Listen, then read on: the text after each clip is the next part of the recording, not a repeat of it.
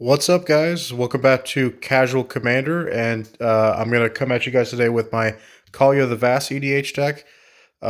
This is the third Commander deck I ever made, and I haven't shown you guys the first one that I actually made. That one, I'm still missing a few cards from it, so when that's done, I'll upload that as well. But so Kaalia, I kind of hit a point where I was like, okay, I had made like a tribal deck, I had made the mill deck, and I was like, okay, what's the next thing that I want to do? And I saw this card, and I was like, it answered because I was like, Angels and Demons sounds cool, but I was like, what commander do I use? I saw this thing, I was like, well, this answers that. So I love cheating things out. This thing, when it attacks, you put an Angel, Demon, or Dragon from your hand on the battlefield, tapped and attacking that opponent. Obviously, everyone knows Kaalia when it comes out. It draws a lot of hate, and that's why people don't think it's that good anymore.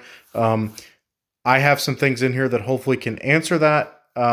I'm not going to deny, though. I mean, like Kaalia, it is mostly the deck. I mean, the deck is not every commander deck that you make is fully built around the commander. Like, you know, you can have a theme or whatever, but this deck is kind of, everyone knows, commander or bust. You get rid of Kaalia, the deck slows down to a grinding halt. But I love this deck. I enjoy using. I love all the decks that I have, but I enjoy using this one a lot. And you know, as soon as Kaalia comes out, everyone is like, "Oh, holy shit!" Like they start freaking out. So yeah, we'll get to the deck profile. So obviously Kaalia the commander. So lands, like I told you guys in the last video, but I mean, just so you know, I only play basics and I split them up evenly. So I run 13 of each.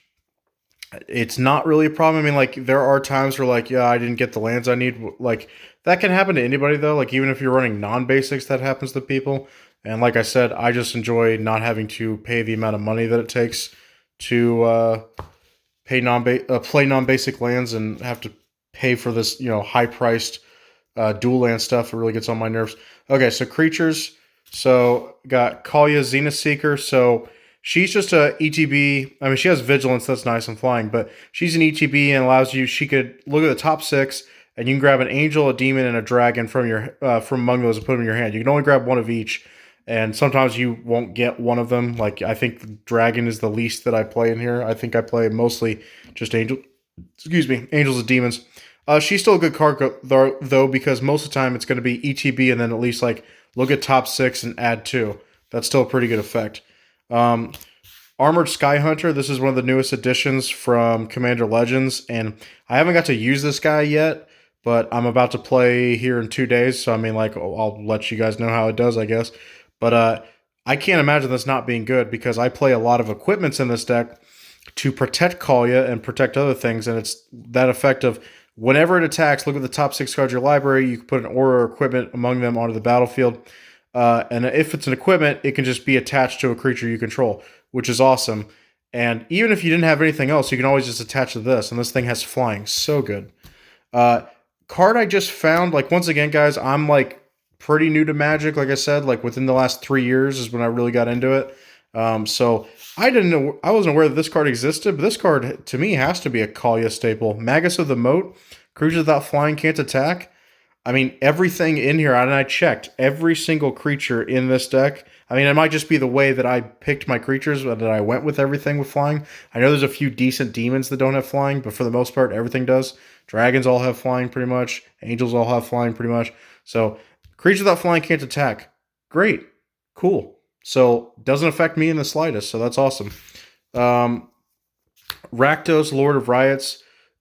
Great demon. The fact that, he says, oh, you can't cast him unless an opponent's lost life this turn. Well, that's great because we're not going to cast him. We're just going to cheat him out with Kaalia. And then he can reduce the cost of our creatures in our hand for every life that my opponent's lost, which is a lot. Bloodgift Demon. This is a Phyrexian arena on legs. It does the exact same thing. Beginning of your upkeep, you lose a life, you draw a card. Yeah, and that's flying. So I like that.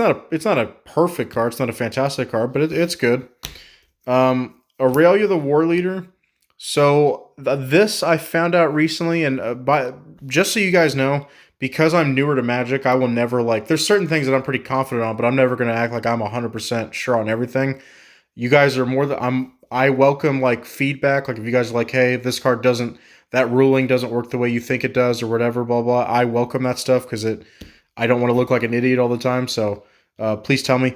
I read up, and I'm pretty sure this is how it works. I thought originally that when this card would attack, if you cheated out with Kaalia, you would get the untap, but I think I read recently that you don't get that because this thing, it didn't actually swing for its attack. It just came out tapped and attacking with Kaalia. Therefore, you don't get your untap an additional combat phase. Correct me if I'm wrong. Guys, tell me in the comment section. This is still a really good card. It's a really good angel for these colors and everything like that. Um, it's just, apparently it's not as good as I thought it was, but still good. Uh, Demon Lord Belzenlock enters the battlefield. You exile cards to top your library until you exile a non-land card. And if the mana cost of the card that you hit is 4 greater, you keep going and it deals 1 damage to you for every card. Lands will stop this, I believe. If you hit a land, it'll stop. I think I read that effect or something like that. But I don't know. He's a good card. He's not great. I like this card. A lot of people don't for some reason. They question why I run it. Dragon Lord Colican. Flying Haste gives all your other stuff haste. Simple as that. That other effect, the only time I've seen that pop up is I have a buddy that runs a rat deck where he runs like one rat that has the same name and he runs like 10 of them.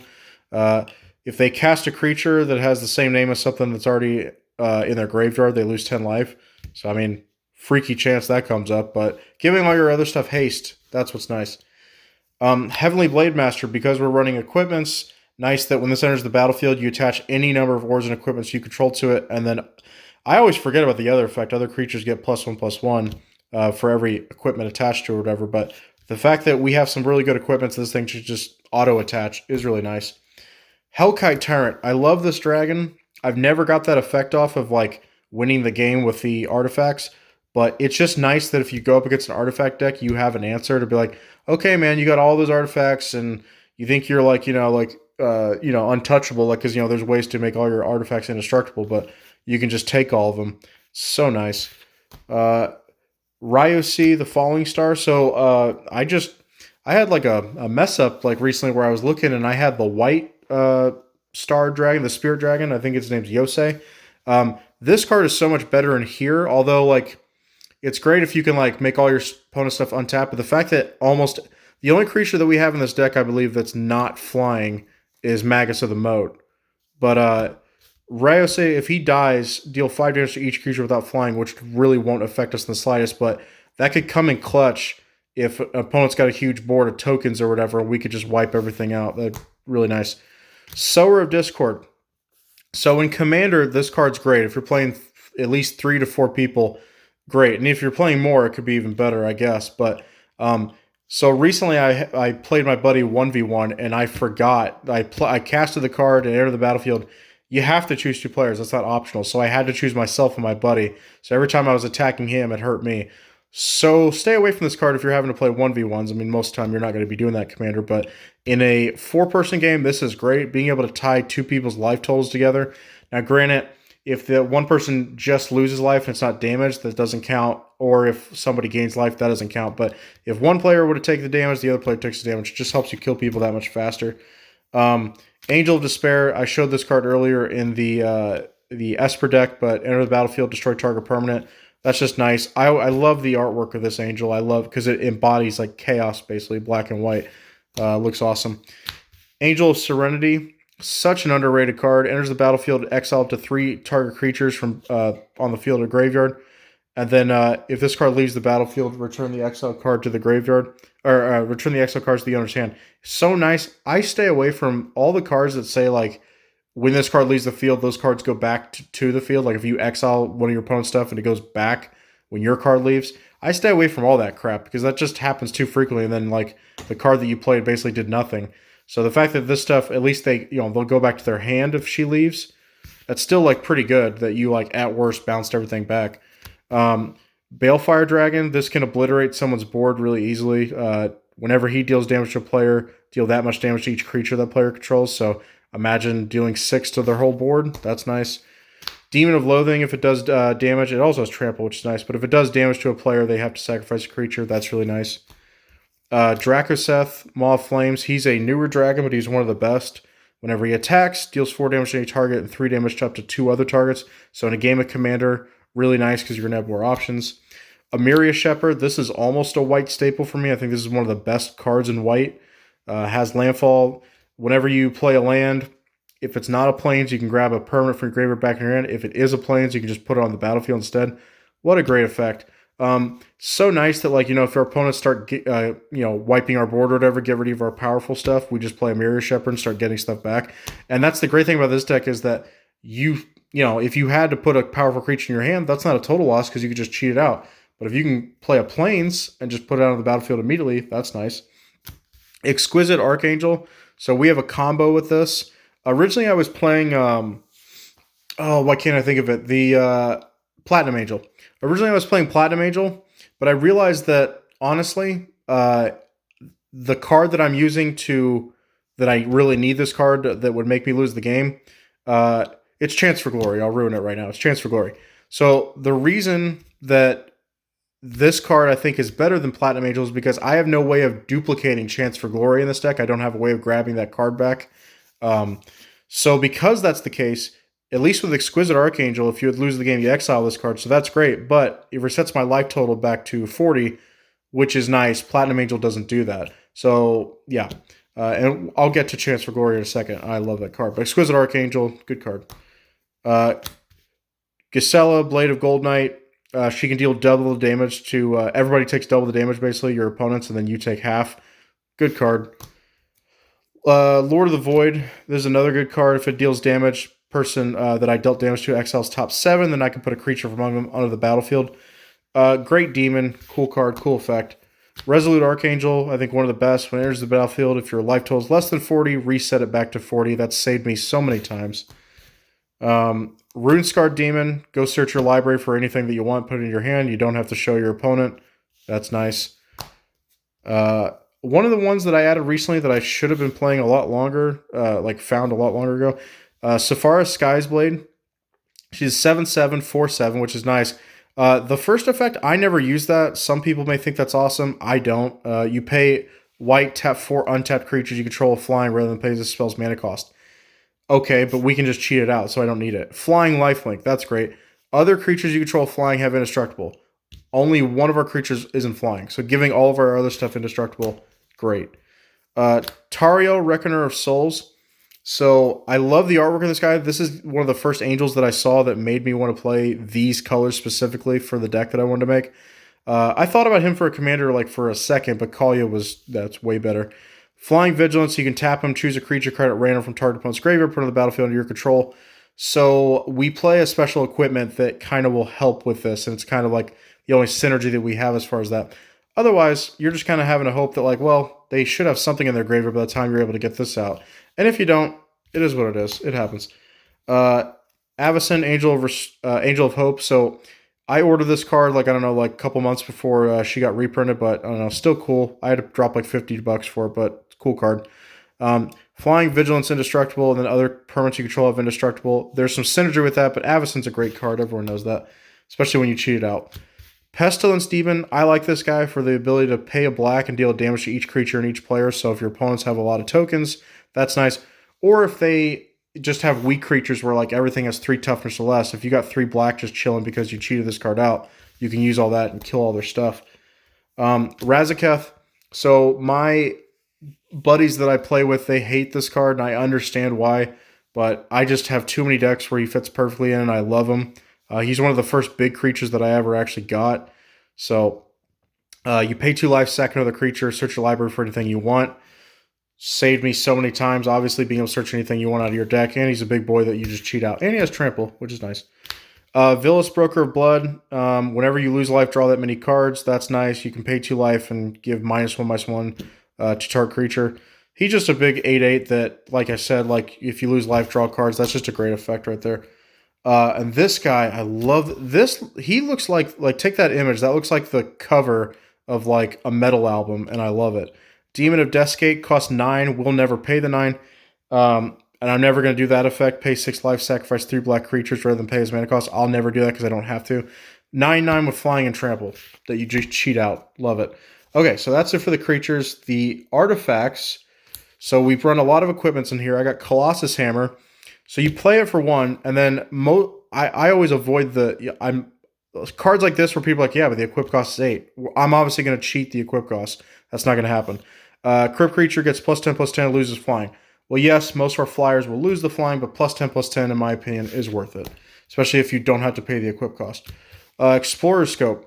Whenever the equipped creature attacks, look at the top card of your library. If it's a land, put it on the battlefield tapped. This is a cheap equipment that we can use, and it's an equipment that I like because it helps you get more lands, which this deck needs. The medallions, Jet Medallion, Pearl Medallion, Ruby Medallion, great. Sword of the Animist, great equipment. Being able to get lands from your library if you need them, obviously, that's great. +1/+1. Not too hard of a regular mana cost and equip cost, that's why it's good. Sunforger, so this is like, obviously red-white, like I have two other choices, like, there's two other commander decks that I could run Sunforger in, like as far as different color combinations, and this is the only one I've really found that it works well in because I'm already running so many equipments, and the instants that I found are like really awesome. So, and I actually have to give credit, because I'm a newer player, I was not aware that this card existed or what you could do with it. And then I watched the professor from Tulare Community College, and he was going off like best things you could do with Sunforger. And I was like, okay, and I learned a lot. And yeah, I to be honest, I've only gotten this effect a few times, but I still love the card, and it's great. Sword of Body and Mind, this is the card that I was talking about with Tariel, that, I mean, when you deal damage with this thing, that a person has to mill 10, you make a wolf token, but the fact that they mill 10, they're bound to hit a creature, and then Tariel can grab a creature out of their graveyard back. But the main reason I'm running like this is gives protection from blue and green, so you can equip this to Kaalia and hopefully give you a little bit more protection against some stuff. Sword of Feast and Famine, everyone knows how great this card is. I only have one, and because I don't switch cards from deck to deck, because I kind of view that as like cheating, like I'm just like, I don't like doing that. I don't like having to keep track of what cards in what deck, and oh yeah, I have to go grab that from this deck real quick. I don't like doing that. So Sword of Feast Famine, only have one, protection from black and green, +2/+2, and then everyone knows this, discard a land when you deal damage and untap all, they discard a card, and then you untap all lands you control. The untap all lands is the reason you play it. It's great. I'm not going to like try to be like, oh, it's especially good in this deck. It's great in every deck. Sword of Sinew and Steel. So this is the other sword out of the, the swords that give you protection. This is the one that I like the most. I tried Sword of Fire and Ice. That card literally did nothing for me. I tried Sword of Light and Shadow. It's great in theory in this deck, that like if something was in your graveyard, put it back in your hand, but never worked as well as I wanted it to. So this card, it can blow up artifacts and blow up planeswalkers, and I don't play planeswalkers in Commander because I think you're wasting your time, because you're giving at least 3 people a chance to go attack that thing and kill it, and it's just hard to protect it. But Sword of Sinew and Steel, if they do want to play a planeswalker or whatever, it's nice that I have a way to kill that stuff without having to like actually do the damage. And then blowing up artifacts is always great too. Okay, so other artifact. This artifact should be a staple in Kaalia, in my opinion. So Death Render. Your equipped creature gets +2/+2, and then whenever the equipped creature is put into a graveyard from play, and granted, you don't have to equip this to Kaalia, because Kaalia you're going to want to put back in your command zone. I'm talking about equipped to anything else. And then whenever that creature would die, you just put another creature from your hand on the battlefield and attach this to it. And because we just have nothing but like baller, like big mana cost creatures, Death Render's great. Conjurer's Closet. This card I probably could just take out. I don't exactly know what I would put in for it.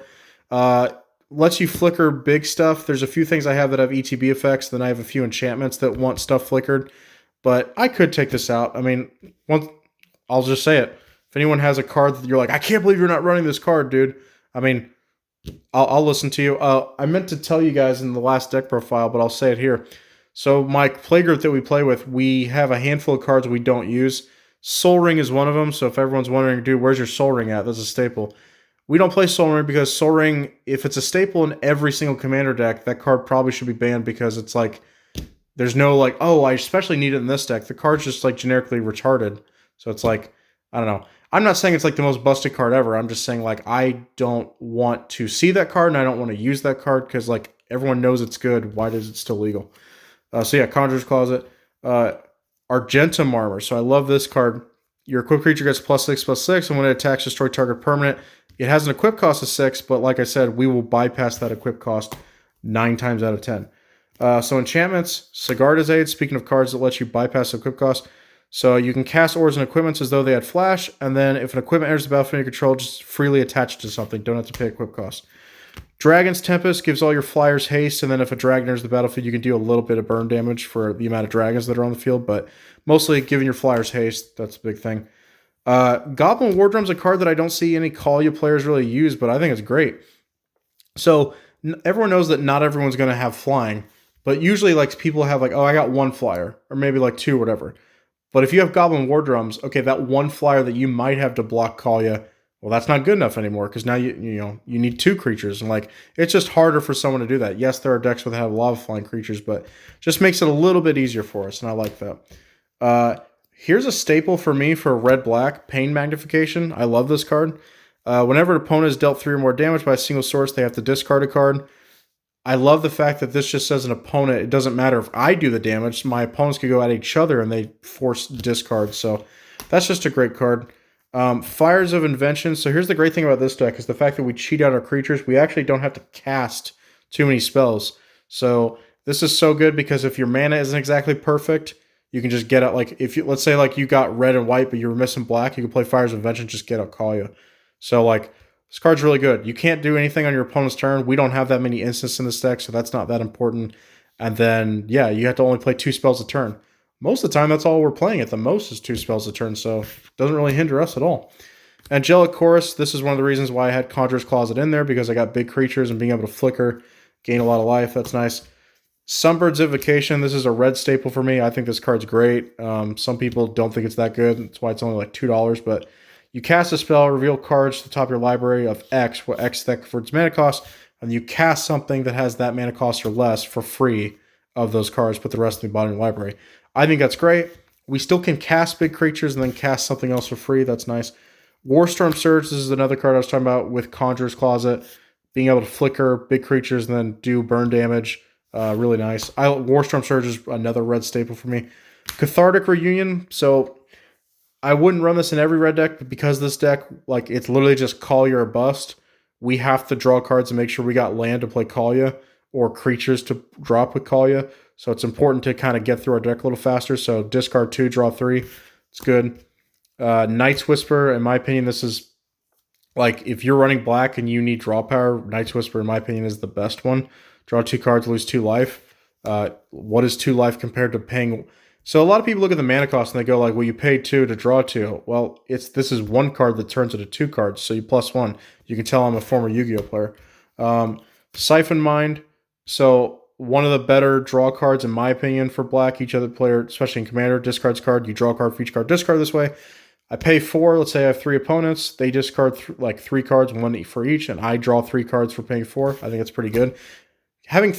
Getting 3 discards, so a card out of each opponent's hand, and then you also draw 3 cards and only had to pay 4 for it. It's really good. Okay, Wrath of God. So a little bit of synergy of the deck. So 1, I think Wrath of God's cool in an Angel deck. That just sounds awesome. But we have ways of giving our stuff indestructible. So destroy all creatures that can't be regenerated. We have 2 cards and give our stuff indestructible. So a little bit of synergy there. But it's a board wipe. Ruinous Ultimatum. This card, obviously, is amazing. If you're playing Mardu colors, you should definitely run this card. Destroy all non-land permanents your opponent's control. I love... Okay, so, like, a lot of the ultimatums, I would say they're half and half. Half of them are good and half of them are bad. And I think with Ikoria, when they were coming out with this stuff, they're like, hey, can we make ultimatums that are actually not crap? And they did at least 2 of them that I know of that are good. So, Ruinous Ultimatum, great card. Yes, the mana cost has to be exact, but if you have Fires of Invention, I just did this the other day. I didn't have the exact mana for this, but I had Fires of Invention. I had at least 7 lands, so I just did Ruinous Ultimatum and blew up all my opponent's stuff. Okay, so instants. So these are your Sunforger targets. We got Chance for Glory, which I brought up earlier. Creatures you control gain indestructible. That's another card that we could combo with Wrath of God. So give your stuff indestructible. Take an extra turn with this one. I love this card. Once again, shout out to the professor for showing me the combo with Sunforger. Take an extra turn with this one, and then at the beginning of the next end step, you lose the game. But obviously, if you have an angel out there that says, hey, if you lose the game, exile me, and then you don't lose the game, it's great. Chaos Warp. So I like this card, but I don't run it in every single deck because of the fact that if you don't run that many if you run a lot of sorceries and instants, it just increases your chance of not getting a permanent. I know a lot of people look at this card and they go like, well, it's meant to be for your opponent for removal. I like this deck. I use it on myself most of the time. I just like, oh, there's an artifact I don't care about, or there's a land I already tapped, and you just shuffle the thing back in and hope you hit something big, which you got plenty of permanents in this deck because we run a lot of equipments, we run a lot of creatures, and we run a decent amount of artifacts. I say artifacts, equipments, also enchantments. Odds of you hitting a permanent is really good, at least a big one. So I like Chaos Warp a lot. I just don't run it in decks where I'm not running a lot of permanents. Yes, it can be a good out to your opponent. Crackling Doom, Mardu colors. I like this one a lot. Deals 2 damage to each opponent, and then each opponent sacrifices the creature with the greatest power among creatures they control. Most of the time, that gets rid of, like, if people are playing a Voltron strategy, or just, like I said, they have one problematic creature, and you're just like, I just want to get rid of that. This is nice. And then lastly in the deck, we got Return to Dust. This isn't a perfect card, but it is a Sunforger target. But even if you didn't get it with Sunforger, you play it during your main phase, exile 2 artifacts or enchantments to pay 4. I like it. It's not perfect, but I like it. But anyway, that's the deck. Hope you guys enjoyed it. Once again, I'm willing to take suggestions. There are certain cards and strategies that I just will not do, and I refuse. But I'll still take your input in case you guys think that I'm not aware of certain things. But there are plenty of things I'm probably not aware of because, like I said, I've been playing this game for about 3 years now. I love Commander. Yeah. So, Kaalia, really cool deck. I think it's still good. Does it have its problems? Of course it does, because it's so reliant on the Commander. But it's a really cool deck, and I don't know. I really enjoy it. So anyway, hope you guys enjoyed the video. I'll keep coming at you guys with more deck profiles, and then we'll try to get some gameplay and stuff like that, and maybe some talk about current stuff that's happening in Commander in the game. Just for the record, in case you guys don't know, I don't care about any other format other than Commander. Some people do. I don't. I just play for Commander. That's it. So anyway, have a good one, guys.